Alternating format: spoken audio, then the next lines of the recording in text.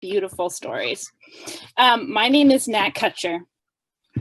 I grew up going to an evangelical, non-denominational denomination megachurch here in Cincinnati.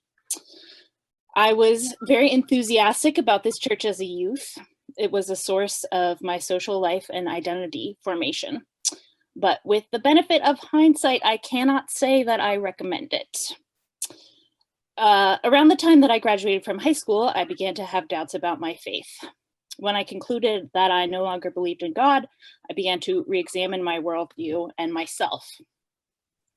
My church had largely avoided the topic of queer folks, and it had communicated to me, through not addressing the issue, that straight was the only thing you could be, and gayness didn't really exist, or that if it did, it was some sort of sexual perversion.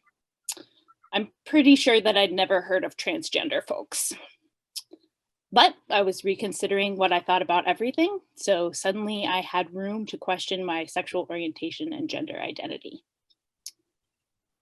I was a student at the University of Cincinnati, and even though I was pretty sure I was an atheist, church was the way I knew how to do community. I found my way to the Edge House, an interdenominational campus ministry funded by a Lutheran church and run by an Episcopalian priest, a liberal, queer-friendly woman priest.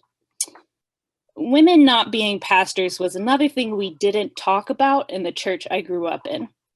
It wasn't until I left and did some research that I was able to find their policies against women being head pastors and the way to minister to trans folks. My time at the campus ministry was delightful. The Edge House welcomed me both as an atheist and as a baby gay. They supported me exploring my identity. I had community and deep friendship. Though no one ever tried to convert me, it was still a pretty Christian place. The Bible was part of the worship service every Sunday night. I loved singing together, the rituals of prayer and meditation, but constantly using the Bible as a source of our discussion tired me.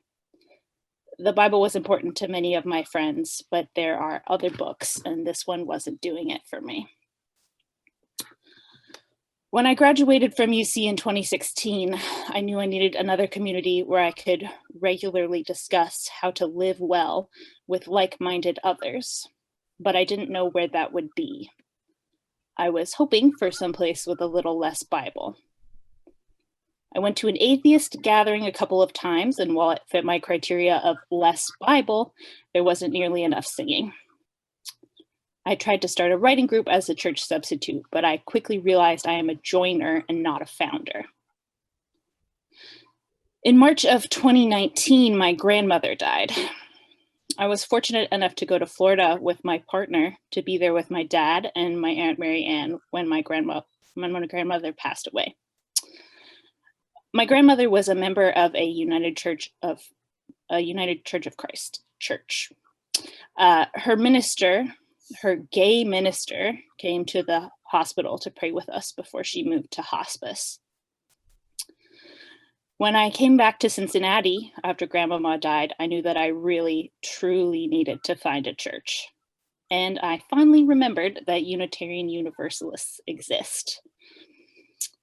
A couple of years before, when we were visiting my dad's family in Florida, we went to my aunt's UU church for Christmas Eve service. The sermon was honestly not that memorable, but the collection taken up that evening was to benefit an organization supporting LGBTQ youth experiencing homelessness. I sat in that sanctuary next to my queer sibling Fern with the rest of our family, and I cried while the offering plate was passed. For the first time, I was in a church when queer people were being acknowledged. On a night when we tell the story of a holy baby who didn't have a good place to sleep, we were taking care of trans and queer youth who also didn't have a place to sleep. I think it went over my head at the time, but the parallel that this church was drawing seems obvious to me now. Queer people are sacred. So fast forward to 2019. I knew that I needed a church, and I remembered that Unitarian Universalists were a thing that I liked. St. John's was the closest UU church to my apartment, so when I had a Sunday off at the beginning of the summer, I walked over to the building on Reeser Avenue. St. John's was exactly what I was looking for. We sing beautiful songs, have meaningful rituals of worship, and we discuss how to live well and care for the world. St. John's is not perfect, but neither am I. We have work to do in making our congregation more accessible and continuing to pursue racial justice. We own a building on stolen land, but this is the community I want to do that work with.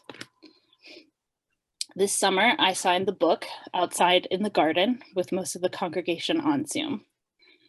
It wasn't what I had pictured. I had hoped everyone could be together, and I had promised everyone cake. Someday we will be together again in person, and someday I will bring cake for everyone.